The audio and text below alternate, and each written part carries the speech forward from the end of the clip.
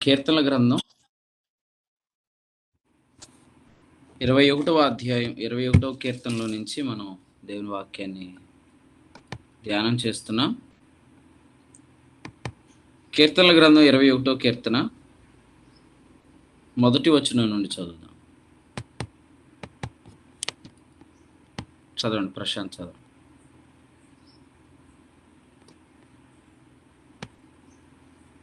ప్రశాంత్ లేడండి. ఎవరుంటే వాళ్ళు చదవండి. యెహోవా రాజు నీ బలమును బట్టి సంతోషించుచున్నాడు, నీ రక్షణ బట్టి అతడు ఎంతో హర్షించుచున్నాడు. అతని మనోభిష్టము నీకు సఫలము చేయుచున్నాను. అతని పెదవులలో నుండి వచ్చిన చదవండి, ఒకళ్ళు చదవండి. 21వ కీర్తన మొదటి వచనం నుండి చదవండి. చదువుతున్నారండి, పృథ్వీ గారు చదువుతున్నారు. చదువుతున్నారా? నాకు వినపడట్లేదు. మరి నేను చదువుతున్నాను, చూడండి. యెహోవా రాజు నీ బలమును బట్టి సంతోషించున్నాడు, నీ రక్షణను బట్టి అతడు ఎంతో హర్షించుచున్నాడు. అతని మనోభీష్టము నీవు సఫలము చేయుచున్నావు. అతని పెదవుల్లో నుండి వచ్చిన ప్రార్థన నీవు మానక అంగీకరించుచున్నావు. అతని తల మీద అపరంజి కిరీటము నీవు ఉంచి ఉన్నావు. ఆయుస్సు నిమ్మని అతడు నిన్ను వరమడగా నీవు దానిని అతనికి అనుగ్రహించి ఉన్నావు. సదాకాలం నిల్చు దీర్ఘాయువు నీవు దయచేసి ఉన్నావు. ఈ కీర్తనలో కీర్తనాకారుడు రాజు అని చెప్పి మాట్లాడటం మనం ఇక్కడ చూస్తా ఉన్నాం.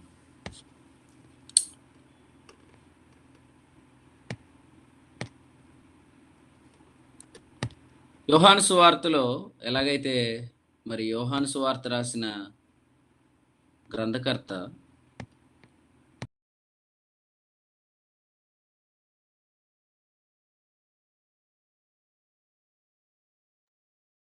యోహాను సువార్త రాసిన గ్రంథకర్త ఎలాగైతే తన్ను గూర్చి యేసు ప్రేమించిన ఒకడు అని పరిచయం చేసుకున్నాడో, అలాగే ఈ కీర్తనాకారుడు కూడా తన్ను గూర్చి రాజు అనే తన్ను గూర్చి మాట్లాడుతున్నట్లుగా మనం గమనిస్తామన్నమాట. ఒకసారి యోహాను సువార్త 21వ అధ్యాయంలో అలాగే 13వ అధ్యాయంలో ఈ 2 అధ్యాయాల్లో రాయబడిన సంగతులు మనం చూస్తే, యోహాను సువార్త 13వ అధ్యాయం 23లో, యోహాను సువార్త 21వ అధ్యాయంలో మరి వచ్చిన 20లో, అలాగే యోహాను సువార్త 20వ అధ్యాయంలో కూడా యేసు ప్రేమించిన శిష్యుడు అనే మాట 2వ వచనంలో మనం చూస్తాం. సో ఇక్కడ గ్రంథకర్త ఎవరు? యోహాను తను గూర్చి ఏమని చెప్పుకుంటున్నాడంటే యేసు ప్రేమించిన శిష్యుడు అని చెప్పుకుంటున్నాడు.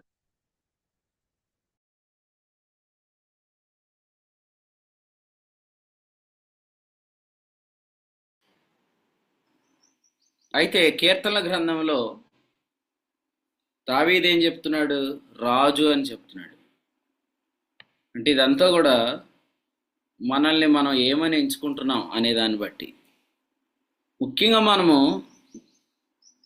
కీర్తనల గ్రంథంలో నుంచి మనం గమనించినప్పుడు మనం దేవుని ప్రియులమని ఎంచుకోవాలి. ఎందుకంటే మనం అందరం క్రీస్తునందు దేవుని ప్రియులం. రోమీయులకు రాసిన పత్రిక 5:5లో ఏముంది? మనకు అనుగ్రహించబడిన పరిశుద్ధాత్మ ద్వారా దేవుని ప్రేమ మన హృదయంలో కుమ్మరించబడింది. ఓకే, ఎవరు ఫీల్ అవ్వకండి, వీడియో ఆఫ్ చేసేద్దామని అనుకోకండి, నేను కూడా వీడియో ఆన్ చేసుకున్నాను. సో ఇక్కడ యోహాను సువార్త 1వ అధ్యాయం చూడండి. 1వ అధ్యాయంలో 18లో ఎవడునూ ఎప్పుడైనను దేవుని చూడలేదు, తండ్రి రొమ్మున ఉన్న అద్వితీయ కుమారుడే ఆయనను బయలుపరిచెను అని చూస్తున్నాం. సో యేసుక్రీస్తు మాత్రమే దేవుని బయలుపరిచాడు. కారణం ఏంటి అంటే యేసుక్రీస్తు దేవునికి ప్రియుడు. అలాగే యోహాను మాత్రమే యేసుక్రీస్తును బయలుపరిచాడు యోహాను సువార్త ద్వారా. ఎందుకంటే యోహాను యేసుక్రీస్తుకు ప్రియుడు. యోహాను సువార్త 21వ అధ్యాయంలో 4వ వచనంలో ఆయన శిష్యులు అని ఆయన యేసు అనే శిష్యులు గుర్తుపట్టలేదు అనే సందర్భంలో యోహాన్ ఏమన్నాడు? 7వ వచనం, యేసు ప్రేమించిన శిష్యుడు ఆయన ప్రభు సుమి అని పేతురుతో చెప్పాడు. కాబట్టి దేవుని బయలుపరిచిన వాడు మన ప్రభు అయిన యేసుక్రీస్తు దేవునికి ప్రియుడైతే, ప్రభువుని బయలుపరిచిన యోహాను ఆయనకు ప్రియుడు. ఇప్పుడు రాజు అంటే అర్థం ఏంటి? దేవుణ్ణి బయలుపరిచే మనుషుడు రాజు. మనం ధ్యానం చేస్తున్నాం కదా, రాజు అనే అంశాన్ని ధ్యానం చేసినప్పుడు మొట్టమొదటి మనుషుడు ఎవరు? రాజే. కారణం ఏంటంటే మొదటి మనుషుడు దేవుణ్ణి వ్యాపింపు చేసేవాడుగా, దేవుని పనిగా సృష్టించబడ్డాడు. మనకెంతో మంది రాజులు ఉన్నారు ఇక్కడ. డేవిడ్ రాజు గారు, కుయ్యర్ రాజు గారు కదండి.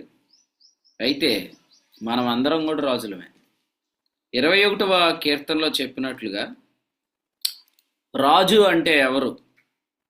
సో దావీదు రాజు అని మాట్లాడుతున్నాడు. సో డేవిడ్ రాజు అన్నమాట ఈయన. అయితే మరి మనమందరం కూడా మనం ఏమని ఎంచుకుంటున్నాం, మనల్ని ప్రభు ఏమని ఎంచాడు అనేది మనం చూస్తే, మనం దేవుణ్ణి బయలుపరిచే మనుషులం, దేవునికి ప్రియులం. నిజంగా దేవుణ్ణి బయలుపరిచే మనుషులం అంటే దేవుని సంగతులు అవి మనకు అప్పగిస్తున్నాడంటే ఆయన ప్రియులం కాబట్టి అప్పగిస్తున్నాడు. ఎందుకంటే యోహాను సువార్తలో 8వ అధ్యాయంలో యేసు ప్రభు ఏం చెప్పారంటే 40వ వచనంలో, దేవుని వలన వినిన సత్యం మీతో చెప్తున్నాను అన్నాడు. తర్వాత ఆయన మాట్లాడుతూ దేవుని వలన వినిన సంగతులు అని 38లో చెప్పాడు. నా తండ్రి వద్ద చూచిన సంగతులు. ఈ సంగతులు మరి ఎవరికి పడితే వాళ్ళకి అప్పగించడానికి లేదు. ఆయన ఎవరినైతే ప్రేమిస్తున్నాడో వారికి ఆయన తప్పకుండా తాను బయలుపరుచుకుంటాడు. ముఖ్యంగా తప్పు చేయకుండా ఉంటే ఎప్పటికీ మనకు రెవల్యూషన్ ఆగిపోదా. తప్పు ఏంటంటే ఆయన మందని ఎప్పుడు పాడు చేయకుండా ఉంటే చాలు. యోహాను సువార్త 21వ అధ్యాయంలో 15 నుండి మాట్లాడుతూ, నీవు నన్ను ఎక్కువగా ప్రేమిస్తున్నావా అని అడిగిన తర్వాత, నా గొర్రె పిల్లలను మేపుము కాయము అని 2 విషయాలు 15 నుంచి 17లో మరి సీమోనుకు అనగా పేతురుకు చెప్పాడు ఆయన. సో ప్రభువుని ప్రేమిస్తే లేదా ప్రభువు ప్రేమిస్తే ఆయన తప్పకుండా తన్ను బయలుపరుచుకుంటాడు. ఈరోజు దేవుని యొక్క పనిని పాడు చేస్తున్న వారికి కూడా దేవుడు వర్తమానం ఇచ్చాడు అనుకోండి, అప్పుడు దేవుడు వాళ్ళని శిక్ష చేసినట్టు ఉండదు అనమాట. మీరు ఒక విషయం తెలుసుకోండి, మీరు ఏది బంధిస్తారో అది పరలోకమందు బంధించబడుతుంది అని చెప్పాడు కదా ప్రభు. అది ఏ సందర్భంలో చెప్పాడు తెలుసా? మత్తయి సువార్తలో 16వ అధ్యాయంలో సంఘాన్ని గురించి మాట్లాడుతున్న సందర్భంలో 17వ వచనంలో ఏమన్నాడంటే, నా తండ్రి ఈ సంగతి నీకు బయలుపరిచినే గాని రక్తమాంసాలు నీకు బయలుపరచలేదు. మరియు నీవు పేతురువు, ఈ బండ మీద నా సంఘమును కట్టుదును అన్న తర్వాత 19లో నీవు దేన్ని బంధించదవో అది పరలోకమందు బంధించబడును అన్నాడు. ఇక్కడ బంధించబడేది ఏంటంటే ప్రత్యక్షత. సంఘాన్ని పాడు చేసినప్పుడు, దేవుని పనిని పాడు చేసినప్పుడు ఆ వ్యక్తులకు దేవుడికి ఎటువంటి కూడా వాక్య ప్రత్యక్షత ఇవ్వడం. కాబట్టి ఈ తప్పు మనం చేయనంత వరకు కూడా మనకు సంగతులు ఇవ్వబడతాయి. ఇప్పుడు చూడండి, చాలామంది ప్రవేశం లేని వాటికి యాక్సెస్ ఉంటుంది వాళ్ళకి. వాళ్ళు లోపలికి వెళ్తారు, ఏమైనా కావాల్సినవన్నీ తెచ్చేసుకుంటారు. కానీ మనల్ని సెక్యూరిటీ వాళ్ళు లోపలికి పోనీరు. కొన్ని ఆఫీసెస్ కావచ్చు, ఏదైనా వ్యవస్థ సంస్థలు కావచ్చు. కానీ ఈరోజు పరలోకంలో ఉన్న సంగతులు వెళ్ళి తెచ్చేసుకుంటున్నాం, వెళ్ళి మనం మాట్లాడేసుకుంటున్నాం. అసలు మనుషుడు దేవుడు పని అని, మరి ఆ పని అయ్యాకే దేవుడు 7వ దినాన్ని విశ్రమించాడని, జగత్ పునాది వేయబడినప్పుడే ఆయన కార్యాలు సంపూర్ణమైనవి అని, 7వ దినాన్ని దేవుడు విశ్రమించాడు. కానీ ఆ విశ్రాంతిలో నరుడు ప్రవేశించలేదు. యుగములలో మతాలు వచ్చినాయని, ఆ యుగముల సమాప్తి అని క్రీస్తు ప్రత్యక్షమయ్యాడని, ఆ క్రీస్తులో ఉన్న సంవత్సరాలు ఇప్పుడు మనం ప్రవేశించాలని, ఈ సంగతులన్నీ మనకి ఎక్కడి నుంచి వచ్చేస్తాయి? ఆ యాక్సెస్ మనకి పరలోకంలోనికి, ఆ సంగతుల్లోనికి ప్రభు మనకు అప్పగించాడు. ఆ సంగతులు మనం తెచ్చుకుంటున్నాం, ఆ సంగతులు మనకు అప్పగించబడుతున్నాయి.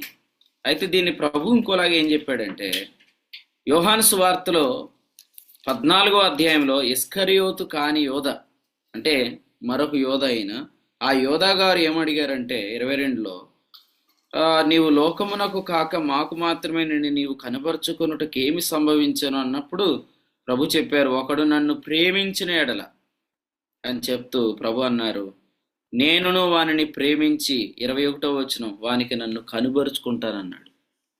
So it is all about his love. ఏదైనా మనకు సంగతులు అప్పగించబడుతున్నాయంటే ప్రేమే కదా. మనకెంత ధైర్యం. కొంతమంది చక్కగా దుబాయ్, కువైట్ దేశాల్లో, అమెరికా దేశాల్లో, దూర దేశాల్లో ఉన్నవాళ్ళు అక్కడున్న ఇవన్నీ పంపిస్తూ ఉంటారు. మనకి పరలోకం నుండి తండ్రి పంపిస్తూ ఉంటాడు. ఏ రాత్రికి కావాల్సిన ఆహారం ఆ రాత్రికి, ఏ ఉదయానికి కావాల్సిన తలంపులు ఆ ఉదయానికి, ఏ మీటింగ్స్ కావాల్సిన తలంపులు అక్కడ పంపిస్తూ ఉంటాడు. మన ధైర్యం ఏంటంటే ఆ టైంకల్లా మెసేజ్ వస్తుంది, ఆ టైంకల్లా ప్రత్యక్షత వస్తుంది. ఈ ధైర్యం మనకు లేకపోతే ప్రజలు కూడా రారు. ఎందుకంటే విసుగు పుట్టేస్తుంది. ప్రజలు మనం ఏది చెప్పినా వినేంత వెర్రోళ్ళేం కాదు. ప్రజలు ఎలాంటి వాళ్ళు అంటే, అపోస్తల కార్యాల గ్రంథం 17లో ఏథెన్స్లో ఉన్నవాళ్ళు ఏదో క్రొత్త సంగతి వినాలనుకున్నారంట. ఏథెన్స్లో ఉన్నవాళ్ళు ఏదో క్రొత్త సంగతి వినాలనుకుంటే మరి పౌలు గారు చెప్తున్న సంగతులు విని వాళ్ళు అన్నారు 20లో, కొన్ని క్రొత్త సంగతులు మా చెవులకు వినిపిస్తున్నాం, వీటి భావం తెలుసుకోవాలనుకుంటున్నాం అన్నారు. అవును, ప్రజలు క్రొత్త సంగతులు వినాలనుకుంటున్నారు. మరి క్రీస్తులో ఉన్నవారు కూడా ఏదో ఒక తలంపు ఈ ఉదయం దొరుకుతుంది కదా అని ఆసక్తిగా ప్రార్థనాపూర్వకంగా మరి వస్తున్నప్పుడు మనకు పరిశుద్ధాత్ముడు పరలోకంలో ఉన్న ఆ ట్రెజర్ని ఆయన మనకు అప్పగిస్తున్నాడంటే ఆయన మనల్ని ప్రేమిస్తున్నాడు. మనకు అప్పగించబడుతున్న సంగతులలో మనం నడవటమే రాజరికం. మనకు అప్పగించబడుతున్న సంగతులను మనము అనుసరించి జీవించటమే రాజరికం. అయితే మనకు సంగతులు అప్పగించబడటానికి మూలం మాత్రం మనం ఆయన రొమ్మున అనుకోవటం అంతే. ఆయన మనలను ప్రేమిస్తున్నాడు, ఆయన మనకు సంగతులను అప్పగిస్తున్నాడు. ఆ సంగతుల్లో మనం నడవటం అనేది అది రాయల్టీ, అది రాజరికం. అందుకని ఇక్కడ చెప్తున్నాడు 21వ కీర్తనలో 3వ వచనంలో, అతని తల మీద అపరంజి కిరీటం నీవు ఉంచి ఉన్నావు అని చెప్పాడు. అతని తల మీద కిరీటం అనే మాట మనం చూస్తున్నాం. తర్వాత 5లో కూడా చెప్పాడు, గౌరవ ప్రభావములను నీవు అతనికి ధరింపచేసి ఉన్నావు అనే మాట కూడా ఇక్కడ మనం చూస్తున్నాం. కాబట్టి కిరీటం ధరించిన రాజు. పరమగీతంలో చెప్పాడు కదా, ఏమని చెప్పాడు పరమగీతంలో అంటే 3వ అధ్యాయంలో 11, అతనికి పెట్టిన కిరీటం చూడుడి అన్నాడు. అతనికి పెట్టిన కిరీటం చూడండి. హెబ్రీలకు రాసిన పత్రిక 2వ అధ్యాయం 10వ వచనంలో ఏమన్నాడంటే, మహిమా ప్రభావములతో కిరీటం ధరించిన వానిగా ఆయనను చూస్తున్నామన్నాడు 9. అంటే కిరీటం ధరించిన వానిగా మనం అగుపడుతున్నామా? నిజంగా మనం రాజుల వలె జీవిస్తే అట్లా అగుపడతామన్నమాట. రాజుల వలె జీవించాలంటే అప్పగించిన సంగతుల్లో నడవాలి. దీనినే మనం ఫిలిప్పీలకు రాసిన పత్రికలో లభించిన దాన్ని బట్టి క్రమముగా నడుచుట అని 3:16లో, యోహాను రాసిన మొదటి పత్రిక 1వ అధ్యాయము 5వ వచనంలో, మేము ఆయన వాళ్ళని విని మీకు ప్రకటించి వర్తమానం ఏమనగా దేవుడు వెలుగై ఉన్నాడు అని చెప్పిన తర్వాత ఏమన్నాడు, అయితే ఆయన వెలుగులో ఉన్న ప్రకారం మనం కూడా వెలుగులో నడవాలి. 7, మనకు అప్పగించబడిన మెసేజ్లో మనం నడిస్తే అది రాజరికం. దాన్ని ఇంకా చెప్పాలంటే యుద్ధ సన్నద్ధులై నడవటం అని కూడా చెప్పాడు. యుద్ధ సన్నద్ధులై నడవటం, ఈ నడక మనందరిలో ఉండాలన్నమాట. అప్పగించిన సంగతులు నడవాలి, చీకటికి భయపడకుండా, అబద్ధ నమ్మకాలకు భయపడకుండా ఆ సత్యంలో నడవాలి. మరి యోహాను ఏమన్నాడంటే 2వ పత్రిక 4వ వచనంలో, నీ పిల్లలలో కొందరు సత్యమును అనుసరించి నడుచుట అనే దగ్గర ఫుట్ నోట్లు ఏమన్నాడంటే సత్యములో నడుస్తున్నారు అని చెప్పాడు. ఇశ్రాయేల్ అన్న ఆ వచనం చదవండి. ఇశ్రాయేల్ అన్నైనా ప్రార్థన చేసింది. అవునండి. మొదటి ప్రార్థన మొదటి ప్రార్థన ఎవరు చేశారు? డేవిడ్ రాజన్ చేశారు కదా. ఇశ్రాయేల్ అన్న వచనం చదవండి. యోహాన్ రాసిన 2వ పత్రిక 4వ వచనం. సుమంత్ నీ వీడియో ఏది? అందరూ వీడియోస్ ఆన్ చేయలేదు. రిక్వెస్ట్ లే వీళ్ళందరూ. నా పిల్లలు సత్యం అనుసరించి నడుచుకున్నారని వినుట కంటే నాకు ఎక్కువైన సంతోషం లేదు. యోహాన్ రాసిన 2వ పత్రిక 1వ అధ్యాయం 4వ వచనం. సారీ, 3వ పత్రిక. తండ్రి వలన మనం ఆజ్ఞ పొందిన ప్రకారమును నీ పిల్లల్లో కొందరు సత్యం అనుసరించి నడుచుకునుట కనుగొని బహుగా సంతోషించున్నాను. రైట్. సత్యములో నడుస్తున్న వారు ఎంతమంది ఉన్నారు? కొంతమంది. కొందరు. అది ఇశ్రాయేల్ అన్న కొందరు ఉన్నారు. ఆ కొందరులో మీరు ఉన్నారా? సత్యం అప్పగించబడుతుంది, అయితే ఆ సత్యంలో నడవాల. అంటే అర్థం ఏంటంటే ఆ బయలుపరచబడుతున్న వెలుగులో నడవాలి. రోజు వర్తమానం వచ్చేస్తుంది అని మనం అంటాం కాదు, ఆ వెలుగులో మనం నడవాలి. దానిలో నడవాలంటే మరి ఎవరికి భయపడకూడదు. ఇక్కడ యోహాన్ రాసిన మొదటి పత్రికలో 4వ అధ్యాయంలో ప్రతి ఆత్మ అని చెప్పాడు. 18లో భయము అనే విషయం కూడా చెప్పాడు. అంటే ఏ ఆత్మకి భయపడకూడదు. అంటే ఎవరో చెప్పిన మాటలు విని ఆ మాటలను పట్టుకుంటే ఆ వెలుగులో ఇంక మనం నడవలేం. యెహోషువ గ్రంథం 14 చదువుకున్నాం కదా, ఇటీవలే చదువుకున్నాం. యెహోషువ గ్రంథం 14లో ఏం చదువుకున్నాం? నేను ఎవ్వనికి భయపడలేదన్నాడు. ట్రూత్ అంటే అదే, సత్యం అంటే అది. ఎంతమంది ఎక్కువ మంది నడుస్తున్నది సత్యం కాదు, మనకు వస్తున్న సంగతిలో మనం నడవటం సత్యం. యెహోషువ గ్రంథం 14వ అధ్యాయం వచనం 7లో చెప్పినట్లుగా ఆ దేశం మంచి దేశం అని ప్రభు చెప్పాడు. చాలామంది చెప్పలేదు. నేను మంచి దేశం అని నేను నమ్మాను. చాలామంది ఒపీనియన్స్కి నేనేం భయపడలేదు. ఒపీనియన్స్ని బట్టి నేను కాకుండా నేను నడిచేసాను అన్నాడు అంతే. సో అది రాజరికం. సో అలా నడిచేవాళ్ళు రాజులు. రాజులాగా నడిస్తే కుక్క తన నాలుక ఆడించదని చెప్పాడు. సో ఇశ్రాయేలీయులు వాళ్ళు యుద్ధ సన్నద్ధులై వచ్చారు కాబట్టి ప్రభు ముందే వారి గురించి ఏం చెప్పాడంటే 11వ అధ్యాయంలో, మరి మీరు ఆ రోజు వస్తారు 7వ వచనం, ఇశ్రాయేలీయులు ఎవరి మీదనైనా ఒక కుక్క తన నాలుక ఆడించదు అన్నాడు. ఈరోజు చాలా కుక్కలు నాలుకలు ఆడించడానికి మరి రెడీగా ఉన్నాయి, కానీ ప్రభు ఒక వాగ్దానం ఇచ్చాడు. ఏంటంటే దూషింపకుండా శిక్షింపబోటకై వారిని సాతానుకు అప్పగించి తిని అన్నాడు. ఒకవేళ నిజంగా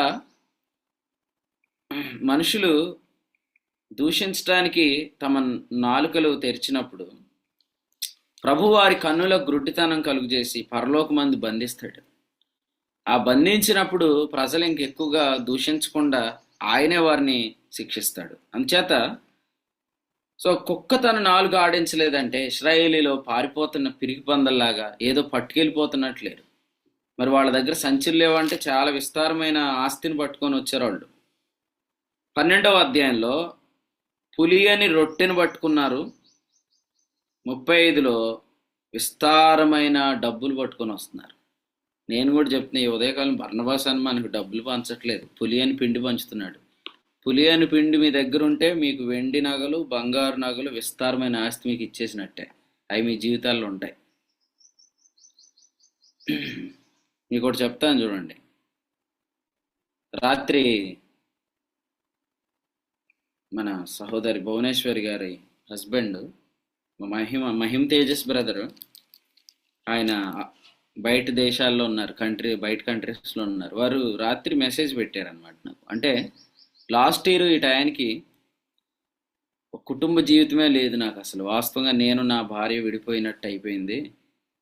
కానీ ఈ పరిచర్యలో ఉండటం వల్ల ఈ సంవత్సరం మేము చాలా హ్యాపీగా ఉన్నాం. మేము మళ్ళీ కలుసుకున్నాం. ఎందుకంటే రాత్రి సహోదరికి ప్రభు మరొక నూతన సంవత్సరం ఇచ్చాడు. సో రాత్రి కరెక్ట్గా 12 గంటల సమయంలో నాకు బ్రదర్ మెసేజ్ పెట్టారు, సిస్టర్ గారి కొరకు ప్రార్థన చేయండి, సిస్టర్ కొత్త సంవత్సరంలోకి ప్రవేశించారని. కరెక్ట్గా నేను విజయవాడ వచ్చినప్పటికీ ఆ మెసేజ్ పెట్టడం జరిగింది. నేను అది చూసి ప్రభుని స్తుతించాను. ఆయన చాలా టెస్టిమనీ రాసి పెట్టారు. అంటే ఎన్ని డబ్బులు ఇస్తే కుటుంబాలు ఈరోజు కట్టబడతాయి? విడిపోదాం అనుకున్నవారు, సుసైడ్స్ చేసుకుందాం అనుకున్నవారు చాలామంది ఇక్కడ సాక్ష్యం చెప్పారు. అయితే మరి వీటికి నేను చెప్తాను, మనం పులి అని పిండిని భుజాల మీద పెట్టుకుంటే విస్తారమైన ఆస్తిని తీసుకొని మనము వెళ్తున్నట్లే ఎంత విస్తారంగా ప్రభు మనకు ధనం ఇస్తాడో, ఎంత విస్తారంగా సొమ్మునిస్తాడో. ఇదంతా ధనాపేక్ష కలిగినోడి దగ్గర ఉండే ధనం కాదు. ఇది అబ్రహాము లాంటి ధనవంతుడి దగ్గర ఉన్న ధనం. ఈ ధనమంతా కూడా చాలా అద్భుతంగా వినియోగించబడుతుంది ఉత్తమముగా ప్రభు కార్యం చేయటానికి. మీలో మీరు ఎల్లప్పుడూ సర్వసమృద్ధి గలవారై ఉంటారని కొరింథీ 2:9 చెప్పాడు. కాబట్టి ఈ మూట ఉంది భుజం మీద, విస్తారమైన వెండి నగల మూట ఉంది. కానీ వీళ్ళని చూసి కుక్కలేమి నాలుగు ఆడించట్లేదు, ఎందుకంటే వీళ్ళని దొంగల్లా పట్టుకెళ్ళట్లేదు దాన్ని. వాళ్ళు వాటిని విమోచన ధనముగా పట్టుకొని వెళ్తున్నారు. ఇంకా చెప్పాలంటే విడిపించబడిన వారి స్వాస్థ్యంగా దాన్ని పట్టుకొని వెళ్తున్నారు. ఈరోజు కూడా అంతే. మనము ప్రభు సంగతులను పొందుకొని ఆ సంగతుల్లో మనం ఈ లోకంలో నడుస్తున్నప్పుడు మనం ఎలా కనపడుతున్నాం అన్నాడు. ఫిలిప్పీ పత్రిక 2:16 లోకమందు జ్యోతుల వలె కనబడుతున్నారు అన్నాడు. లోకమందు జ్యోతుల్లా కనబడుతున్నారు అన్నాడు. సో ఇప్పుడు మనము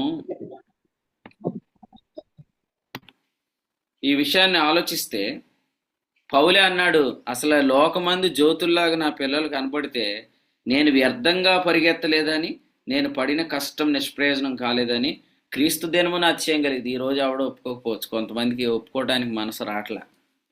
ఎంతో వాక్యాలు పొందుకొని, పరిచయం పొందుకొని, మేలు పొందుకొని, వర్తమానం పొందుకొని ఒక అభివృద్ధిలోకి వచ్చిన తర్వాత కొన్ని అడ్డొస్తాయి అన్నమాట. అందుకని ఒప్పుకోకపోవచ్చు, కానీ నాకైతే క్రీస్తు దినాన్ని అతిశయం కలుగుతుందని సేవకుడు ఇక్కడ చెప్పాడు. ఎందుకంటే ఇక్కడ చెప్పాడు కదా, ఎందుకంటే అట్టి జనం మధ్యలో మీరు, వక్ర జనం మధ్యలో మీరు జీవవాక్యమును చేత పట్టుకొని జ్యోతుల వలె కనబడుతున్నారు. రాజమండ్రిలో వీడి పని అయిపోయింది అనుకున్నారు హనోక్ గారి గురించి. వాళ్ళ అమ్మాయి వెళ్ళిపోయింది ప్రభు దగ్గరికి 11 వయసులో.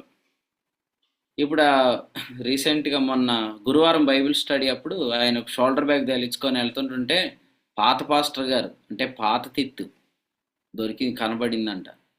కనబడి ఆయన చూసి ఆశ్చర్యపోయి అడుగుతున్నాడు, ఏంటన్నా ఎక్కడికి వెళ్తున్నారు అంటే, నేను మీటింగ్కి వెళ్తున్నానంటే, ఎక్కడన్నా అంటే, ఇలా మేము ఇక్కడ పరిచర్య ప్రారంభించామని. సో వాళ్ళందరికీ అది సిగ్గే, వాళ్ళు కొంత అవమానమేది. ఎందుకంటే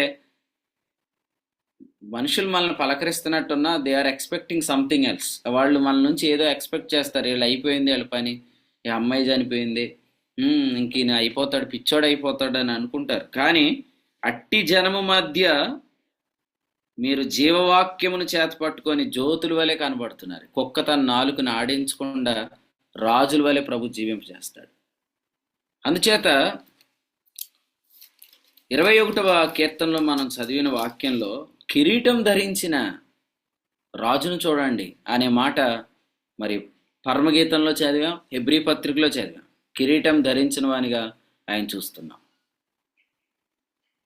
తల దించుకునేటట్టు చేయడు ఆయన, తలెత్తుకునేటట్టు చేస్తాడు. సో తలెత్తుకొని మనం ఉంటాం తప్ప ఒకవేళ ఎవరైనా తలవంపులు తెచ్చినా క్రీస్తు దినమున తలెత్తుకునే ఉంటాం. అయితే ఈ లోకంలో కూడా తలెత్తుకునే పరిస్థితులు మళ్ళీ క్రియేట్ చేసేస్తాడు ఆయన. సో అందుచేత ఏంట్రా బాబు, ఏమవుతుందిరా బాబు అని చూస్తున్నారనమాట. అపోస్తల కార్యాల గ్రంథంలో 6వ అధ్యాయం 15లో సభలో కూర్చున్న వారందరూ అతని వైపు తేరి చూడగా అతని ముఖం దేవదూత ముఖం వలె వారికి కనబడింది. ముఖం చూపించుకోలేడేమో, తలెత్తుకోలేడేమో అని అనుకుంటున్నారా? కానీ అతని ముఖం ఎలా ఉందంట? దేవదూత ముఖం వలె ఉంది. ఎందుకంటే ఎన్నో క్వశ్చన్స్ ఆయన అడుగుతున్నారు. ఇన్ని ప్రశ్నల మధ్యలో ఉక్కిరి బిక్కిరి అయిపోయి ఒక టెన్షన్ పడుతున్న వాతావరణం ఏమి లేదు. ఆయన చాలా ధైర్యంగా మాట్లాడుతున్నాడు. అతని యొక్క ముఖం దేవదూత ముఖంలో ఉంది. ఇంతకుముందు కూడా మనం చెప్పుకున్నాం, ఆ దినాల్లో పౌలు బర్నబాలు వాళ్ళు సమాజ మందిరంలోనికి వెళ్ళినప్పుడు ఆ సమాజ మందిరంలో ఉన్నవారు వాళ్ళు ఏమన్నారంటే 13వ అధ్యాయం 15వ వచనంలో ప్రజలకు ఏదైనా బోధవాక్యం చెప్పాలని ఉంటే చెప్పండి అని అన్నారనమాట. నేను అప్పుడు చెప్పాను, మీకు గుర్తుందా? యూదుల సమాజ మందిరంలో పౌలు బర్నబాలనే వాక్యం ఎందుకు చెప్పమన్నారంటే వాళ్ళందరూ మతపరమైన వ్యక్తుల యొక్క ముఖాలలో ప్రకాశం ఉండదు. కానీ వీళ్ళ ముఖాలు చూడగానే ప్రకాశిస్తున్నాయి. So I think you have something, some revolution. So మీరు చెప్పండి, మీ దగ్గర ఏదో వర్తమానం ఉన్నట్టుంది, మీరు చెప్పండి అని అన్నప్పుడు వెంటనే పౌలు నిలబడి చేసైగ చేసి ఎట్లన్నాడు, ఇశ్రాయేలీయులారా, దేవునికి భయపడువారులారా అని ప్రసంగం ప్రారంభించాడు. యూదుల సమాజ మందిరంలో వాళ్ళు ఏం చేస్తారంటే లేఖనాలు చదువుకుంటారు, మూసేసి వెళ్ళిపోతారు. ఎందుకంటే వాళ్ళు ఇంటర్ప్రిటేషన్ చేయరు, ఎప్పుడు వాక్యం చదువుతారు తప్ప వ్యాఖ్యానం ఎప్పుడు చెప్పరు. ఎందుకంటే ఆ వచనముల భావం వారికి బయలుపరచబడలేదు.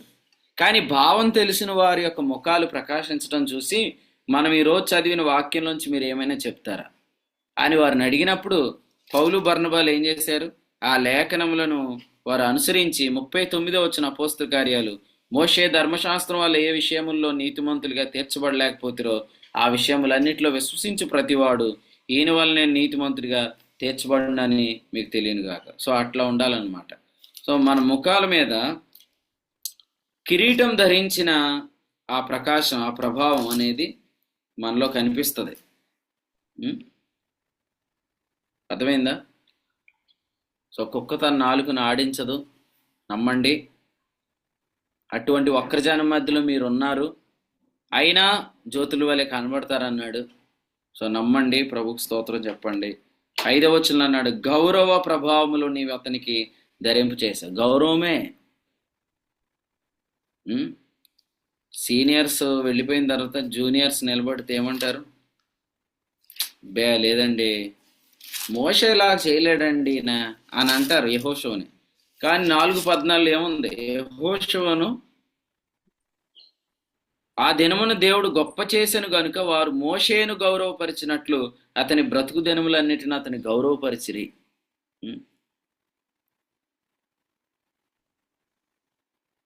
గాలి తీసేద్దామని రెడీగా ఉంటారు కొంత బ్యాచ్. అప్పుడు దేవుడు ఏం చేస్తాడు, గాలి పట్టే బ్యాచ్ని పెడతాడు అక్కడ. సో అందుకని ఇక్కడ వీళ్ళందరూ కూడా మరి ఏం చేద్దాం, ఎలా గాలి తీసేద్దామని రెడీగా ఉన్నారు ఇక్కడ. కానీ ప్రభు చేశాడు, యెహోషువను గొప్ప చేశాడు. అనేక మందిని యోర్దాను దాటించే నాయకుడిని దేవుడు గొప్ప చేసేస్తాడు. కాబట్టి యోర్దాను అంటే మరణం. ఏ మరణం? రోమాపత్రిక 8వ అధ్యాయంలో చెప్పిన మరణం, శరీరానుసారమైన మనసు. ఆ శరీరానుసారమైన మనసును ఇక్కడున్న చాలా మంది దాటారు. దేవునికి స్తోత్రం. శరీరానుసారమైన మనసును ఎలా దాటాం? శరీరంతో నెరవేర్చవలసిన ఆజ్ఞల ద్వారా నీతిని వెతకకుండా మీరు అందరూ విశ్వాసాన్ని బట్టి నీతిమంతులని మనస్సాక్షి పొందటం ద్వారా. సో చాలా మందికి ఈ రోజంతా శరీరం లేనట్టే బ్రతుకుతారు.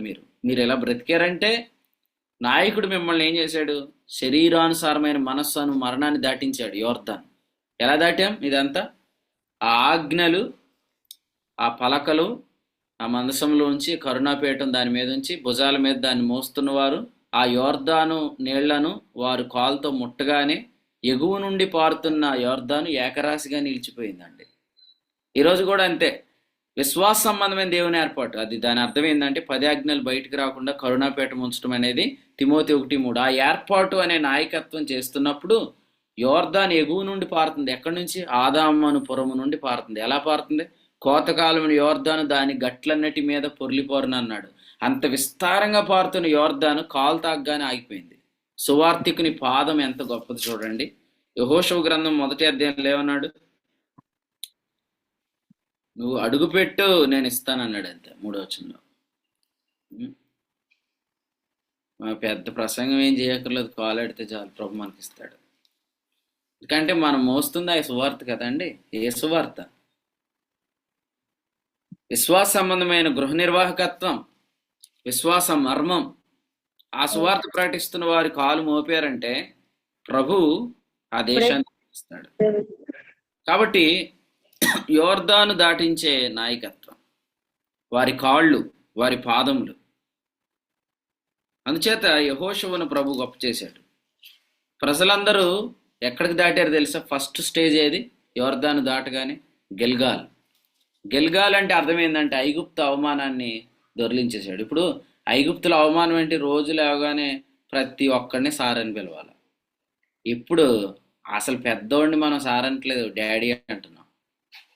సో అదనమాట, యోర్దాను దాటగానే ప్రతి ఓణ్ణి సారని పిలిచే ఐగుప్తు అవమానం తీసేసి అసలు అందరికంటే సర్వోన్నతుడైన వ్యక్తిని ఇప్పుడు డాడీ అని పిలుస్తున్నాం మనం. ఇక్కడ మీ నోట ప్రభు ఉంచిన క్రొత్త పాట ఏంటి? నే పాపినో దేవా నన్ను గావుమా ప్రభువా అని పడుతున్నావా? నే పాపినో దేవ కాదు, నే నీతినో ప్రభువా. పాత పాట వేరు, ఇప్పుడు క్రొత్త పాట. ఈ క్రొత్త పాటను ఏమన్నాడు? స్తోత్ర రూపమగు క్రొత్త కీర్తన. ఏంటి ఆ స్తోత్ర రూపమగు క్రొత్త కీర్తన? రోమ 6:18 పాపము నుండి విమోచించబడి నీతికి దాసులైతిరి, ఇందుకు దేవునికి స్తోత్రం. కదండి, నేను పాపిని స్తోత్రం అంటామా? నేను ఘోర పాపిని దేవా స్తోత్రం, నేను దేని పాపిని స్తోత్రం, ప్రధాన పాపిని స్తోత్రం అనలేం కదా. తండ్రి స్తోత్రం, అది అంతే.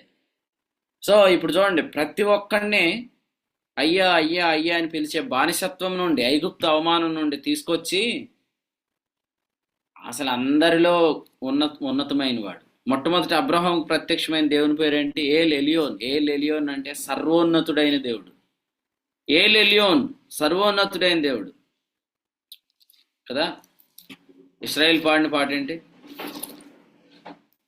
వేల్పులలో నీ వంటి వాడు ఎవడు? 15వ అధ్యాయం 11. వేల్పులలో నీ వంటి వాడు ఎవడు? పరిశుద్ధతను బట్టి నీవు మహనీయుడు అని పాడారు కదండి. మహనీయుడైన దేవుణ్ణి ఏమని పిలుతున్నాం మనం? డాడీ, అబ్బా, తండ్రి, నాయనా అని పిలిచే ఆత్మను మనకిచ్చాడు. ఇప్పుడు మీరే ఆలోచించండి, మీ పిల్లలు మిమ్మల్ని పోలీస్ స్టేషన్లో నిలబెట్టారనుకోండి, అక్కడ పనికిమాలిన పని చేస్తున్న వ్యక్తుడు కూడా మిమ్మల్ని యారా ఒరే అని పిలిచారనుకోండి, మీ పిల్లలు మీరు ఎలా చూస్తారు? ఎక్కడ తీసుకొచ్చారా మమ్మల్ని అనుకుంటారు. మరి అదే మన పిల్లలు విజయాలు సాధించి పెద్ద స్టేజ్ మీదకి తీసుకెళ్తే మనకి ఎంత ఆదరణ వాళ్ళని బట్టి. యేసుక్రీస్తు అనేకులైన కుమారులను మహిమకు తెచ్చాడు. హెబ్రీ పత్రిక 2వ అధ్యాయం 10వ వచనం. ఎవరి నిమిత్తం సమస్తం ఉన్నవో, ఎవరి వల్ల సమస్తం కలుగుచున్నవో ఆయన అనేకులైన కుమారులను మహిమకు తెచ్చుచుండగా అన్నాడు. మనల్ని ఎంత మహిమకు తెచ్చేశాడు, అవమానం తీసేశాడు. ఇప్పుడు ఎవడైనా మీ ముందు కనబడితే ఎవరిని సార్ అని పిలవద్దు అన్నాడు. ఇంతకుముందు పిలిచిన వాళ్ళు వచ్చేసి వెనకాల 600 రథాలు వేసుకొని అసలు మన సేవలో ఉండకుండా వాళ్ళని ఎలాగెళ్ళనిచ్చామని వచ్చేసారు పెద్ద పాటుగాళ్ళు. మొత్తం ఎవడి రథాలు చక్రాలు ఊడిపోయేటట్టు చేసేసాడు. ఎర్ర సముద్రంలో 600 శ్రేష్ఠ రథాలు అవి మునిగిపోయినాయి. వాళ్ళు ఏమనుకున్నారు? నిర్గమకాండంలో మీరు చదవండి, 14వ అధ్యాయంలో వాళ్ళకి ఏదో ఒక రెవల్యూషన్ వచ్చినట్టు వచ్చేసారు. ఏమనంటే, మన సేవలో ఉండకుండా వారిని ఎందుకు మనం వెళ్ళనిచ్చాం అని వచ్చేసారంట. వచ్చేస్తే ఏం చేశాడు ప్రభు? వెనక్కి తిరిగి మళ్ళీ ఫరో ఒరే ఒరే ఒరే ఆగు అని పిలుస్తుంటుంటే వెనక్కి తిరిగి సార్ అనే అన్నేవలేదు. ఇక వాళ్ళని సార్ అనొద్దు, మేమ్ అనొద్దు, ఇక మీరు ఐగుప్తులో లేరు. అసలు ఏ రోజు చెప్పాడు తెలుసా వీళ్ళకి? నిర్గమాకాండం 12వ అధ్యాయంలో వారు పస్కాను భుజిస్తున్న రోజే ఏం చెప్పాడు? 11వ వచనంలో, మీరు దానిని తినవలసిన విధమేదనగా. ఇంతకుముందు ఎలా తినేవారు? నడుము కట్టుకున్నారా? చెప్పులు తొడుక్కున్నారా? కర్రలు ఉన్నాయా చేత? లేదు. కానీ ఆ రోజు తినేటప్పుడే వాళ్ళని ఒక స్వతంత్రులుగా చేసేసాడు. దయచేసి మీకు ఇలా చెప్తున్నాను, ఇంతకుముందు మీరు పాపాన్ని సార్ అని పిలిచారు, ఇప్పుడు దేవుణ్ణి డాడీ అని పిలుస్తున్నారు. మీ మీద ఈ అవమానం తొలగించినందుకు ప్రభుకు స్తోత్రం చెప్పండి. గౌరవాన్ని ప్రభు మీకు ధరింపజేశాడు.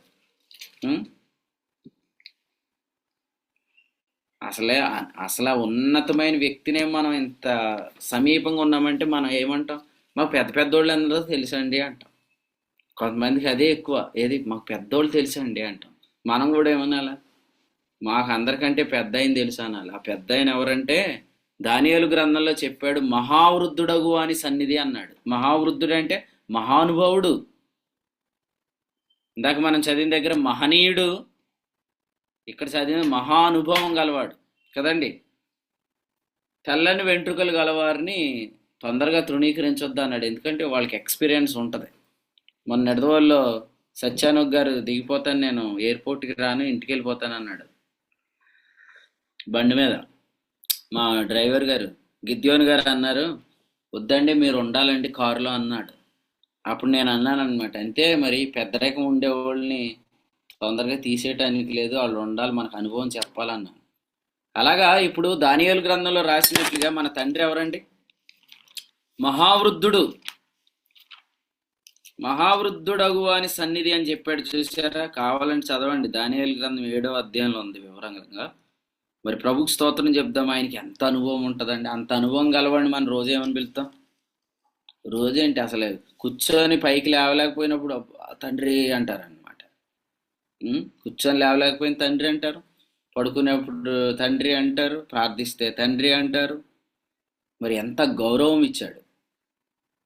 ఇదివరకు ఆ మట్టి పిసుక్కొని ఇటుకలు చేసే దగ్గర ఏం చేయాలా? కొట్టేవాడిని సారని పిలవాల. కానీ ఇప్పుడు గౌరవం ఇచ్చాడు. గౌరవ ప్రభావములు నీవు అతనికి ధరింపు చేశావు. నేనేం చెప్తున్నానంటే, మీకెంత గౌరవం వస్తే మీకెంత గౌరవం వచ్చేటట్టు నడిపించిన నాయకుడికి ఇంకెంత గౌరవం వస్తుంది? లేదు లేదు లేదు, అతనికి చెడ్డ పేరు వచ్చేయాలా అని అనుకుంటే ఇప్పుడు వచ్చినా రేపు రాదు.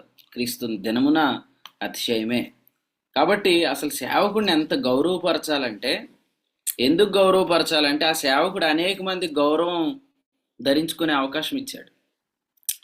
ఈరోజు మీరు చెప్పండి, ఎంతమంది మీరు మీ ప్రార్థనల్లో పాపజ్ఞప్తి గల మనస్సాక్షి కలిగి దేవుని ఏమని సంబోధించారు? దేవునితో ఏమని మాట్లాడారు? ఈరోజు మీరు ఎంత ధైర్యంగా విశ్వాసంతో తండ్రి అని నిర్భయమైన పిలుపులు పిలుస్తున్నారు? ఇంత గౌరవం కలిగించిన సేవకుడిని దేవుడు ఇంకెంత గనపరుస్తాడు?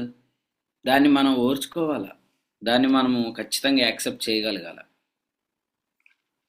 సో ప్రభు ఈ గ్రహింపు మీకు దయచేయనుగాక. సో వాక్యంలో మనం చూస్తున్నాము, ఇక్కడ ఏమన్నాడంటే 4వ వచనంలో, ఆయుష్ నెమ్మని అడుగుగా వరమడుగుగా నీవు అతనికి అనుగ్రహించావు, సదాకాలము నిలిచి దీర్ఘాయువు దయచేసావు అన్నాడు కదా. దీర్ఘాయువు అనేది ఎవరికి ఇస్తానని చెప్పాడు? దీర్ఘాయుష్ ఎవరికి ఇస్తానన్నాడు బైబిల్లో? తల్లిదండ్రులను సన్మానించే వాళ్ళకి ఇస్తానన్నాడు. తల్లిదండ్రులను సన్మానించే వాళ్ళకి దీర్ఘాయువు ఇస్తానన్నాడు. దాన్ని ఏమన్నాడు? వాగ్దానంతో కూడిన ఆజ్ఞల్లో మొదటిది అన్నాడు. ఎఫెసీయులకు రాసిన పత్రిక 6వ అధ్యాయం 3వ వచనంలో, నీవు భూమి మీద దీర్ఘాయుష్మంతుడు అవ్వాలంటే నీ తండ్రిని నీ తల్లిని సన్మానించమన్నాడు. మన తల్లిదండ్రులు ఎవరు? ఇప్పుడు వాస్తవంగా ఇంట్లో ఉన్నవాళ్ళు మన తల్లిదండ్రులే.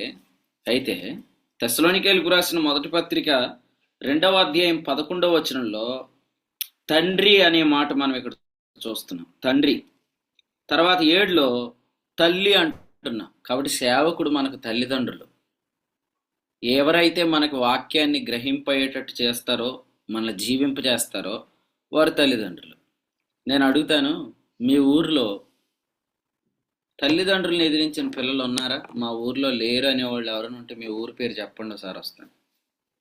తల్లిదండ్రులను ఎదిరించిన పిల్లలు ఉన్న ఊరు అని ఎవరు తన ఊరి పేరు అని చెప్పండి, వస్తాను ఒకసారి. ఉందా? మరి లేదన్నప్పుడు ఈరోజు మరి తల్లిదండ్రులుగా ఎంచబడిన వారిని గౌరవించిన వాళ్ళు ఖచ్చితంగా ఉంటారు. ఇక్కడ మనం తిమోతి లాంటి పిల్లల్లా ఉంటే దేవునికి స్తోత్రం. ఎందుకంటే తిమోతి గురించి ఏమన్నాడు? అతని యోగ్యత మీరు ఎరుగుదురు. ఫిలిప్పీలకు రాసిన పత్రిక 2వ అధ్యాయంలో, తండ్రికి కుమారుడు ఎలాగూ సేవ చేయనో అలాగే అతడు నాతో కూడా సువార్త వ్యాపకం నిమిత్తం సేవ చేసిన 22వ వచనం. అర్థమైందా? తిమోతి లాంటి పిల్లలు ఉంటారు, వాళ్ళకి దీర్ఘాయువు ఇస్తాడు. తల్లిదండ్రులను ఖచ్చితంగా సన్మానించాల. రైట్? ఒకసారి నిద్రపోతున్న వాళ్ళు దేవునికి స్తోత్రం చెప్పండి. చెప్తారా అలాగంటే? రాజన్న, స్టీఫెన్ రాజన్న, నిద్రపోతున్న వాళ్ళు స్తోత్రం చెప్పమని చెప్తారా? చెప్పరు. మెలకుగా ఉన్న వాళ్ళు స్తోత్రం చెప్పండి. ఎవరు చేతులు ఎత్తలేదు చూద్దాం. అది ఎవరు చేతులు ఎత్తలేదు వాళ్ళు నిద్రపోతున్నారని. మెలకుగా ఉండండి, ఓకేనా? రైట్. ఏ సమయంలో అయినా వాగ్దానం వస్తుంది. ఆ త్రో ప్రక్కన కూర్చున్న వాడు ఎంత ఎలర్ట్గా ఉన్నాడు, ఎవరు వెళ్తున్నారు ఈ ప్రక్కన అని చెప్పి వెంటనే పిలిచేశాడు, ప్రభువా నన్ను కరుణించని. అలాగే ఏ సమయంలో అయినా మీకు వాక్యం వస్తుంది, హెచ్చరిక వస్తుంది. ఇక్కడ యోగ్యత అనే పదాన్ని పట్టుకుందాం. తిమోతి పౌలు గారికి ఏ వయస్సులో పరిచారకుడు ఉన్నాడంటే, నిజంగా అతనికి అవసరం, ఒక పరిచారకుడు అవసరం, ఒక సహకారి అవసరం. అటువంటి అప్పుడు ఉన్నాడు. తిమోతిని గురించి మనం ఆలోచిస్తున్నప్పుడు పౌలు ఏం చెప్పాడంటే, ఒక తండ్రికి కుమారుడు ఎలా సేవ. నిజంగా దేవుని తండ్రి అని పిలుస్తున్న వాళ్ళు ఎవరు కూడా తల్లిదండ్రుల్లో లాంటి సేవకుడిని ఎప్పుడు కూడా వాళ్ళు ద్రోహం చేయరు. దేవుని తండ్రి అని పిలుస్తున్నారు. ఎందుకంటే దేవునికి తండ్రి అని పిలుస్తూ మనం తండ్రికి ఎంత క్లోజ్గా ఉన్నామో, అలాగే మరి స్తన్యమిచ్చి తల్లి సొంత బిడ్డలను గారవించినట్లుగా గారవించిన తల్లి వలె, అలాగే ఒక తండ్రి వలె ఎవరైతే దేవుని సేవకుడు ఉన్నాడో అతనికి కూడా మనము దగ్గరగా ఉండే, ఏది అక్కరగా ఉందో మనం తెలుసుకొని కదా. మీరు పెట్టడమే చూస్తారా, అవతల వాళ్ళు ఆప్షన్ కూడా అడుగుతారా?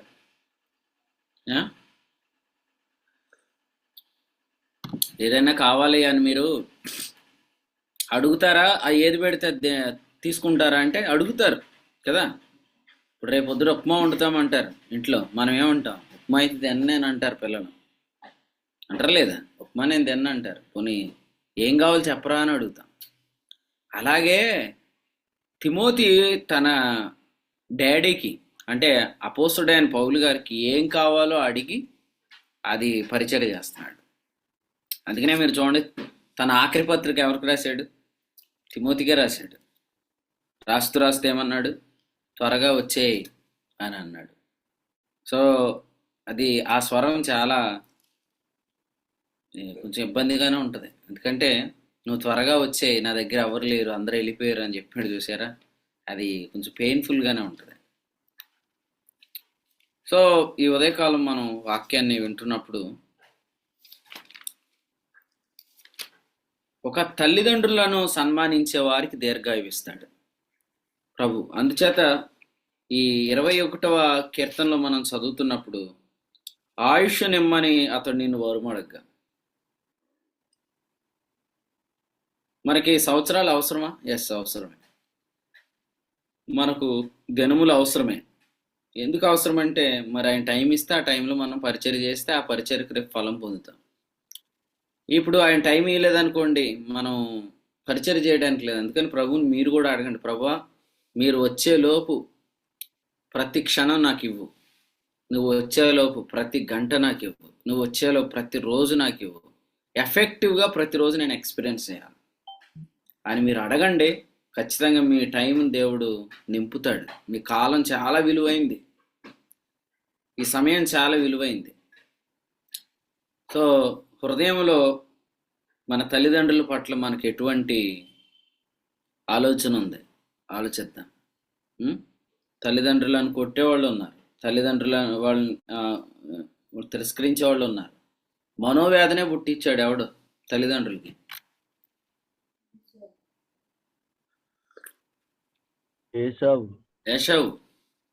ఏషావు తల్లిదండ్రులకు మనోవేదన పుట్టించాడు. ఆ తర్వాత వాడికి ఏమైంది? ఏడ్చావు అనే పేరు వచ్చింది అంతే. ఏషావు ఏడ్చావు, వాడు ఏడ్చాడు అనమాట. ఏడ్చి ఏమంటున్నాడంటే, నాకు ఒక్క ఆశీర్వాదమైనా లేదా అని ఏడుస్తున్నాడంట. హెబ్రీ పత్రిక 12:17లో వాడికి మారు మనసు పొందే అవకాశం ఇవ్వలేదు.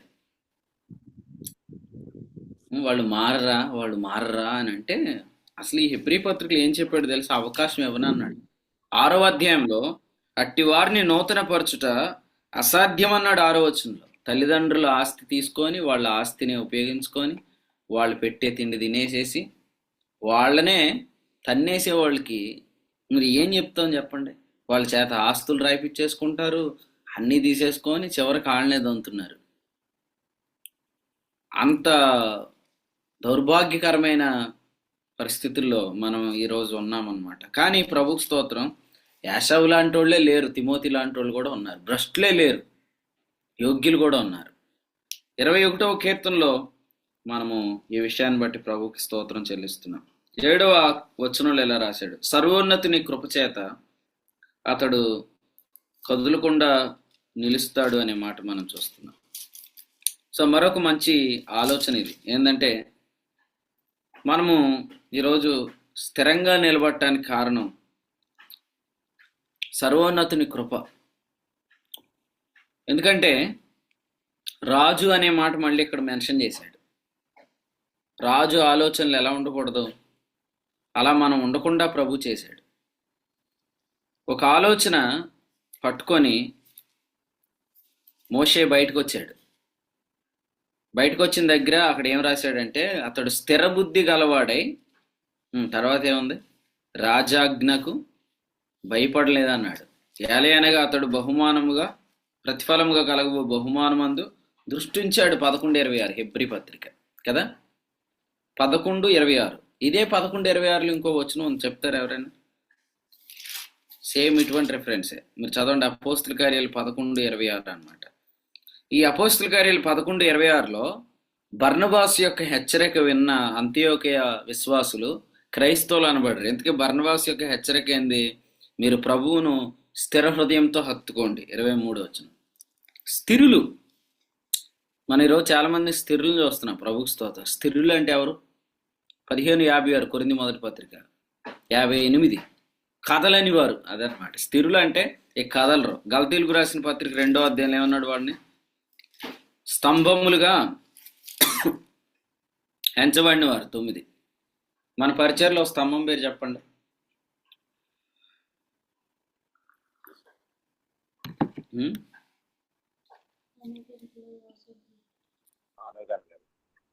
అనోకన్నా, రైట్. ప్రభుకు స్తోత్రం. ప్రకటన గ్రంథం 3వ అధ్యాయం 12వ వచనంలో అన్నాడు, నా దేవుని ఆలయంలో ఒక స్తంభముగా చేస్తాను, అందులో నుంచి వాడు ఇక మీదట ఎన్నటికి బయటకు పోడు. సో మీరు కూడా ఇందులో నుంచి ఎప్పటికీ బయటికి పోకుందరు గాక, ప్రభు మిమ్మల్ని స్తంభంగా చేయును గాక. ఎందుకంటే ఫిలదెల్ఫియా అనేది అది ఒక ఆశీర్వాదకరమైన సంఘం.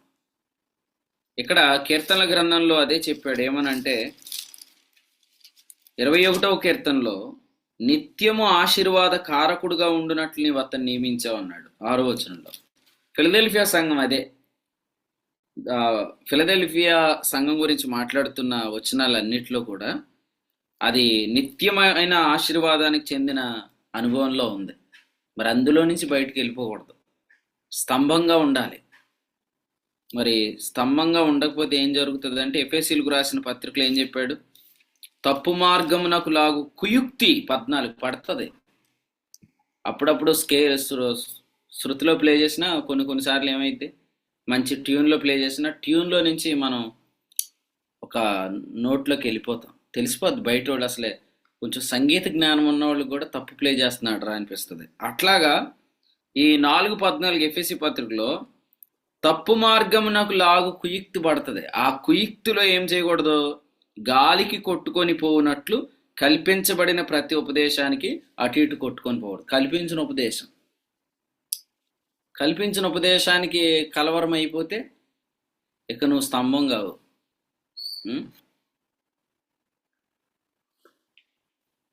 కానీ మీరు అందరు స్తంభంగా ఉందరు గాక. ఎందుకంటే యోహాను సువార్త 20:22 యోహాను గురించి ప్రభు ఏం చెప్పాడు? ఇతడు సత్యమునకు సాక్షి అన్నాడు, లేదా సత్య స్తంభం. తిమోతి 1:13-15.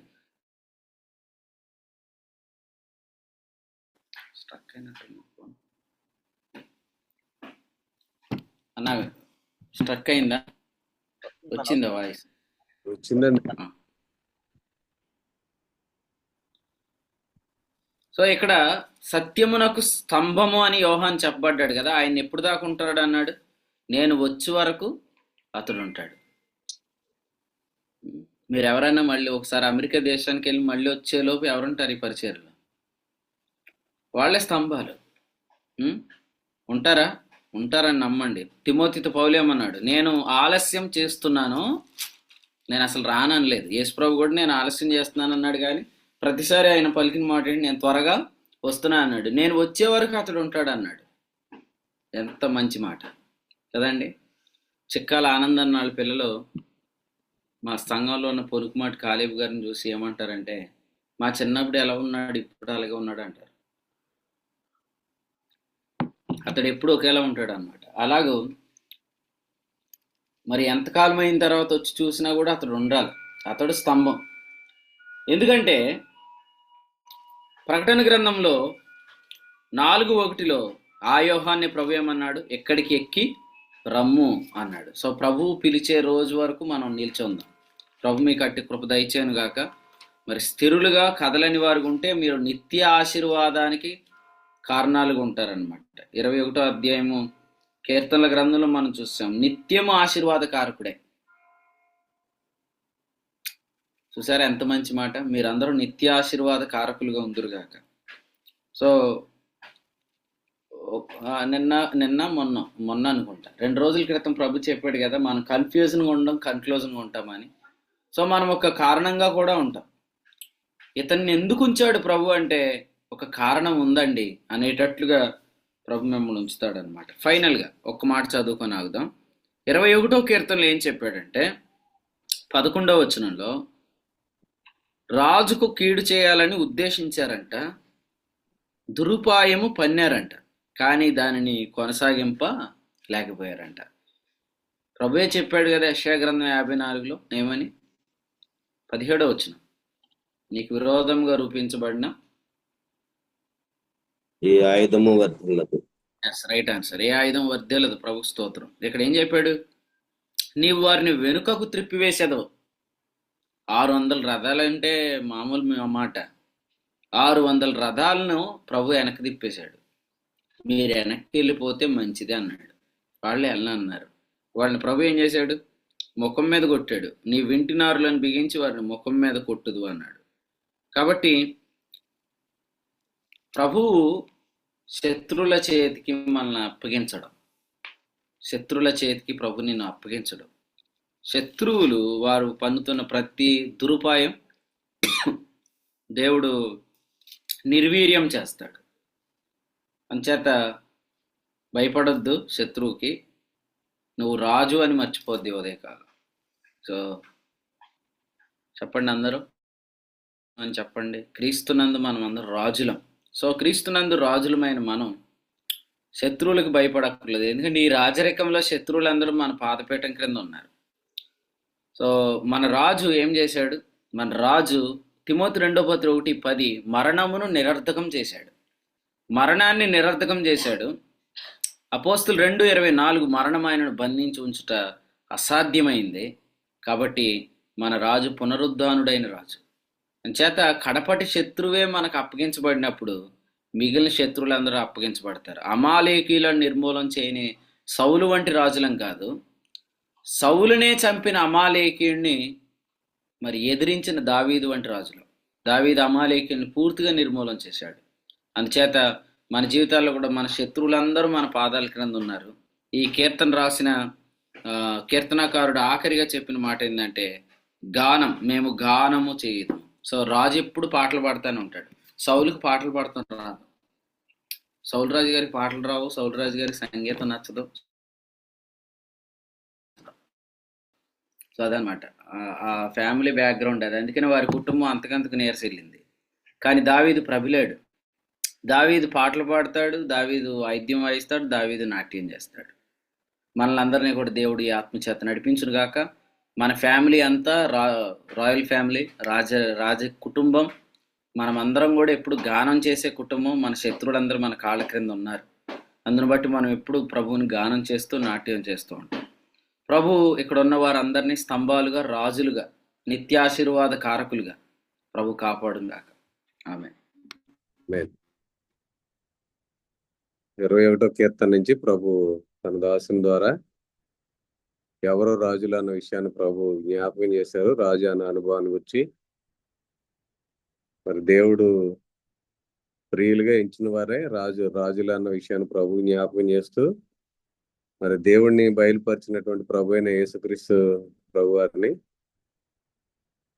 ఆయన ప్రియునిగా ఎంచి తన ద్వారా యేసుక్రీస్తు ప్రభు వారి ద్వారా దేవుడిని లోకానికి పరిచయం చేశారని, అలాగే యేసుక్రీస్తు ప్రభు వారు కూడా ఆయన రొమ్మున అనుకున్నటువంటి ప్రియుడైనటువంటి యోహాన్ని ప్రియునిగా ఎంచి ఆయన ద్వారా తనకు తాను బయలుపరుచుకున్నారని, అలాగే ఈ రోజున కూడా దేవుడు మన ద్వారా వ్యాప్తి చెందడానికి, తాను బయలుపరచుకోవడానికి మనల్ని ప్రియునిగా ఎంచి మనకి అప్పగిస్తున్నటువంటి సంగతుల్లో మనం నిలిచి ఉన్నప్పుడు, మనకి ఆ సంగతుల్లో నడుస్తున్నప్పుడు మనమే ఒక రాజులుగా మరి ఉంటామన్న విషయాన్ని ప్రభు జ్ఞాపకం చేశారు. మహిమా ప్రభావాలతో కిరీటం ధరించిన వానిగా మరి ఈ లోకంలో మనకు అప్పగించినటువంటి సంగతుల్లో నడుస్తున్నప్పుడు, ఆ సత్యంలో వెలుగులో మనం నడుస్తున్నప్పుడు మనం రాజుల వలె, మరి జ్యోతుల వలె ఈ లోకంలో మనం కనిపిస్తామని ప్రభు జ్ఞాపకం చేశారు. ఆ నడుస్తున్నటువంటి క్రమంలో ప్రభు మనల్ని దీర్ఘాయు చేత మరి సత్యానికి సహకారులుగా స్తంభాలుగా మనల్ని నిలబెడతారని, దీర్ఘాయు చేత తృప్తిపరుస్తారని,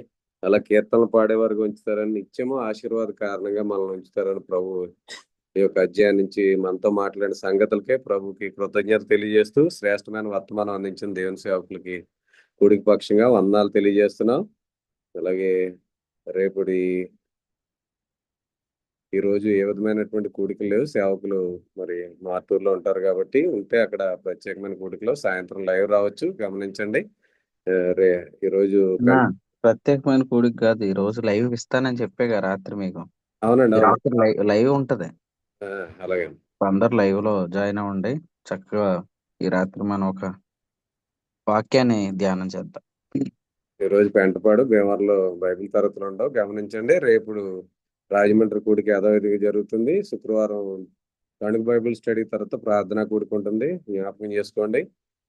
రాత్రికాల సమయంలో ఉదయం వరకు మరి ప్రార్థనా కూడికి అందరూ కూడా చేరి రావాలని, మరి సమ్మర్ లో జరిగే 19 నుంచి 23 వరకు జరిగే కాన్ఫరెన్స్ వరకు ప్రార్థనా కూడిక మరొక కూడిక ఉంది కాబట్టి గమనించండి. శనివారం ఉదయకాలం మందు మరి సాంగ్స్ ప్రాక్టీస్, నూతన కీర్తనల ప్రాక్టీస్ కూడా ఉంటుంది. అందరూ ప్రియులు చేరి వస్తున్నారు దూర ప్రాంతాల నుంచి కూడా, కాబట్టి అందరూ కూడా చేరి రండి. డ్రీమ్ వారు కాబట్టి ఈ యొక్క విషయాలన్నీ గమనించి ప్రార్థన చేయండి.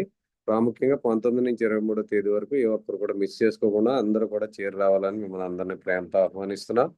ఈ సమయంలో మనం ఎవరైనా ఈ కూడి వర్తమానం ద్వారా ప్రేరేపించబడిన వారు ముగింపు ప్రార్థన చేసినట్లయితే కూడికి ముగింపు చేసుకుందాం. అలాగే శ్రేష్టమైన తలంపులు అందించిన సేవకులకి ఇప్పటివరకు నిలిచి వాక్యమైన ప్రియులకు అందరూ కూడా కూడికి పక్షం వందనాలు తెలియజేస్తున్నాం. ముగింపు ప్రార్థన ఎవరైనా చేసినట్లయితే మనం కూడికి ముగింపు చేసుకుందాం.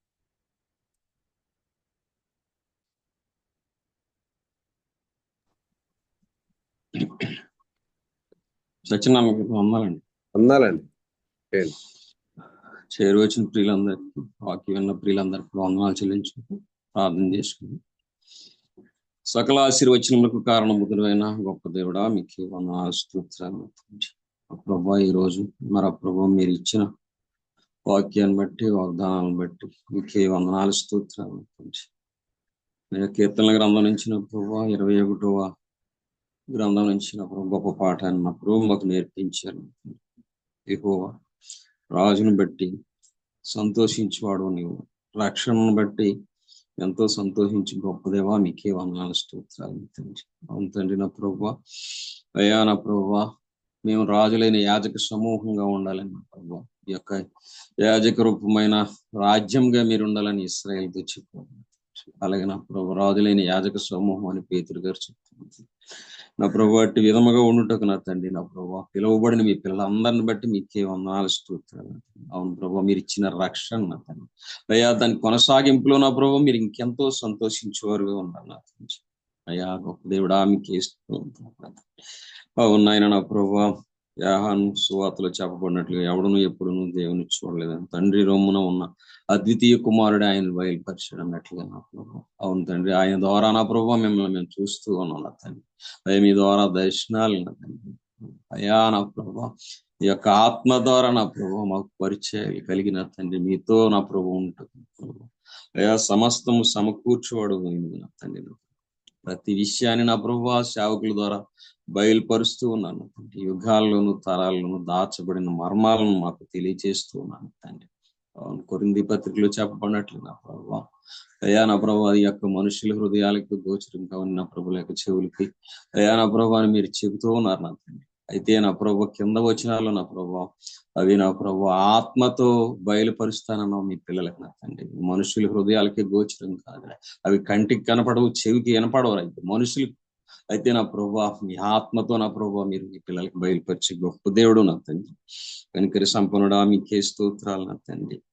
అయ్యా నా ప్రభా అతని తల మీద నా ప్రభా అపరంజి కిరీటం ఉంచావు నా తండ్రి. నా ప్రభా అదే ప్రకటన గ్రంథంలో నా ప్రభా భక్తుడైన యాహాను చెబుతున్నాడు, అతని పాదములు అపరంజి వంటి పాదములు, కొలిమిలో పుటవ వేయబడిన అపరంజి వంటి పాదాలని చెప్తూ ఉన్నాడు. అవును ప్రభా అయ్యా మీ పాదములు నా తండ్రి అపరంజిని పోలి ఉన్నాయి నా తండ్రి. నా ప్రభా గొప్ప దేవుడా మీకే స్తోత్రాలు నా తండ్రి. అయ్యా నా ప్రభా విలువైన వస్తువుల్లో నా తండ్రి అపరంజి చాలా విలువైనదిగా కనబడుతుంది నా ప్రభా. మా దృష్టికి నా ప్రభా మీరు విలువైన వారు నా తండ్రి. అయ్యా గొప్ప దేవుడా మీకే స్తోత్రాలు నా తండ్రి.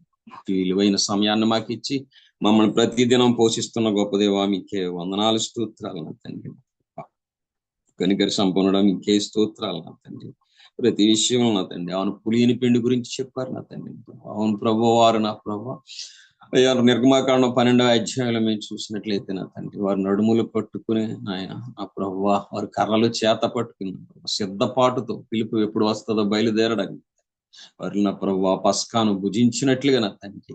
అయ్యా నా ప్రభు వారి గుమ్మముల మీద నా ఆ రక్తాన్ని చూచి అనే మాటలు మేము చూస్తూ ఉన్నాం తండ్రి. వాటి విధముగా నా ప్రభు ఆ రక్తాన్ని చూసి తండ్రితో నా ప్రభు మమ్మల్ని సమాధానపరిచిన తండ్రి. నా ప్రభు అందరినీ ఏకం చేసిన గొప్ప దేవా. అలాగే ఇశ్రాయేల్ జనాంగాన్ని కూడా నా ప్రభు అప్పటి వరకు నా తండ్రి అయ్యా వారు పులియని రెట్టెలు నా ప్రభు పులియని పిండి నా తండ్రి. నా ఈ యొక్క ఎర్ర సముద్రం దాటే వరకు నా ప్రభు ఇంచుమించు 1 మాసం 2 మాసాలు నా తండ్రి వారు ఆ యొక్క పులిని రెట్టు నా ప్రభు తిన్నట్లుగా నా తండ్రి పులియని అయ్యా పిండి వారి భుజముల మీద సర్వసత్యాన్ని వారి భుజముల మీద మోసుకుంటే ఈ ఐగుప్తి జనాంగం నా ప్రభు వారి శవాలను నా ప్రభు మోసుకునే పనిలో ఉన్నారు నా తండ్రి. అయ్యా అవును తండ్రి నా ప్రభు అయ్యా మీ యొక్క కొనసాగింపు విషయంలో నా తండ్రి నా ప్రభు మీ కృపలో నా ప్రభు ఈ సర్వసత్యంలో కొనసాగడానికి తండ్రి అయ్యా మీరు ఇచ్చిన ఈ యొక్క సత్యాన్ని బట్టి నా ప్రభు మీకే వందనాలు స్తోత్రాలు. అందుకని అనుభూతులు అయ్యా సాక్ష్యం ఇచ్చేవాడుగా ఉన్నాడు, సత్యమునకు సాక్ష్యాన్ని ఇచ్చేవాడుగా నా ప్రభు సత్యమునకు స్తంభముగా కనబడుతున్నాయా అని మేము చూస్తూ ఉన్నాం తండ్రి. అయ్యా నా ప్రభు ఎప్పుడైతే నా తండ్రి అయ్యా పులియని పిండి లేక నా ప్రభు అయ్యా పులిసిన పిండి నా ప్రభు దుర్మార్గాన్ని దుష్టత్వాన్ని నా ప్రభు కొరింథీ పత్రికలో తెలియజేస్తూ ఉన్నా తండ్రి. అయితే మీరైతే నా తండ్రి నా ప్రభు మాకు సర్వసత్యం అనే పులియని పిండి ఇచ్చిన తండ్రి. అయ్యా ఏ కుక్క తన నాలుకను ఆడించకుండా నా తండ్రి అయ్యా మమ్మల్ని గనపరుస్తూ ఉన్నాను తండ్రి. సమస్త విషయాల్లో నా తండ్రి మీ సర్వసత్యంలో ఉన్న వారికి అన్ని విషయాల్లో నా తండ్రి అత్యధిక విజయాన్ని ఇస్తూ ఉన్నాను నా తండ్రి. అది కరువైన ఖడ్గమైన నా ఎత్తైన లోతైన మరి ఏదైనా నా తండ్రి అధికారులైన నా తండ్రి ప్రతి విషయంలో నా తండ్రి నా ప్రభు అయ్యా మా ప్రభు మీరు అత్యధిక విజయాన్ని మాకు దయచేస్తున్నందుకే మీకే స్తోత్రాలు నా తండ్రి. మీరు బలపరుస్తున్న విధానాన్ని బట్టి మీకే స్తోత్రాలు. అలాగే నా ప్రభు యెహోషువ గ్రంథంలో కూడా మేము చూస్తూ ఉన్నాం తండ్రి. యాజకులు పాదాలు తాకినప్పుడు నా ప్రభు అర్థాన్ని నా ప్రభు బహుదూరముగా ఆగిపోయినట్లు నా తండ్రి. అవును తండ్రి నా ప్రభు మీ పిల్లల విషయాల్లో కూడా నా తండ్రి అట్టి ధన్యతనిచ్చిన తండ్రి నా ప్రభు మీరు చేస్తారని ఆలోచన కలిగి ఇలా యోచించుకుంటే చాలు నా తండ్రి. బహు దూరముగా ప్రతి శ్రమ ఆగిపోతుంది తండ్రి. అయ్యా నా ప్రభు మరణము నా ప్రభు బహు దూరముగా నా ప్రభు అయ్యా మీరు తూర్పుకు పడమరకు ఎంత దూరమో నా ప్రభు అంత దూరం కలిగి తీస్తున్నాను తండ్రి. గొప్ప దేవుడా మీకే వందనాలు స్తోత్రాలు. ప్రతి విషయంలో నా తండ్రి మమ్మల్ని నా ప్రభు బలపరుస్తున్న దేవా మీకే వందనాలు స్తోత్రాలు నా తండ్రి. ప్రభు చివరిగా నా ప్రభు అయా యెహోవాకు లేక గానము చేసినట్లుగా ఆ ఏక గానము ద్వారా నా తండ్రి అవును నా తండ్రి నా ప్రభు ఎవరైతే ఈ గానము నా ప్రభు ఈ యొక్క సంగీతం లేక అయ్యా మీ పట్ల ఉన్న ప్రభు కీర్తనలు నా తండ్రి ఎవరైతే దాన్ని హర్షించరో సంతోషించరో వారి కుటుంబం అంతకంతకు నీరసిన సౌలు కుటుంబంలో ఉంటుందని నా ప్రభు ఈ లేఖనాలు తెలియజేస్తూ ఉన్నాను. దాని ద్వారా స్వస్థత ఆ సంగీతం లేక గానం ద్వారా స్వస్థత పొంది లేక దురాత్మను పారదోలిన దానినే నా ప్రభు నిర్లక్ష్యం చేసిన సౌలు తుదకు నా ప్రభు అయ్యా అతని మరణం ఎలాంటిదో మేము చూస్తూ ఉన్నాం తండ్రి. బట్టి కాకుండా అందరూ సంగీతముతో నా ప్రభు ఉత్సాహించి కీర్తించటం ఆనాడు నా ప్రభు అగ్ని నాలుకలు నా ప్రభు అక్కడ వారు బహుగా విస్తరించిన తండ్రి నా ప్రభు అయ్యా అక్కడ నా ప్రభు అయ్యా పరిశుద్ధాత్మతో నిండుకుని వారి వారికి అనుగ్రహించిన వాక్శక్తి కొలదిన ప్రభు వారు అయ్యా మీ ఆత్మలో మాట్లాడినట్లుగా సంఘాన్ని అట్టి విధముగా చేయించిన విధానం బట్టి మీకే కృతజ్ఞతాస్తుతులు చెల్లించుకుంటూ మా ప్రభు అయిన యేసుక్రీస్తు నామములో స్తోత్రించి ప్రార్థించి ఈ ప్రార్థన పొంది ఉన్నామని అడిగి వేడుకుంటున్నాం తండ్రి. ఆమేన్. వందనాలని చచ్చిందండి. ముగింపు ప్రార్థన చేసిన ప్రియులు ఆనంద్ గారికి కూడికలో ఉన్న ప్రియులందరికీ వందనాలండి. ఒకరికొకరు వందనాలు తెలియజేసుకుని కూడికి ముగింపు చేసుకున్నాం. అందరికీ వందనాలండి. అందరికీ వందనాలండి. అందరికీ వందనాలండి. అందరికీ వందనాలండి. అందరికీ వందనాలండి. అందరికీ వందనాలండి. అందరికీ వందనాలండి.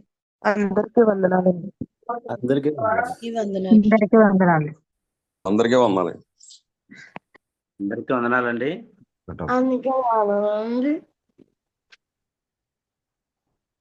వందనాలు.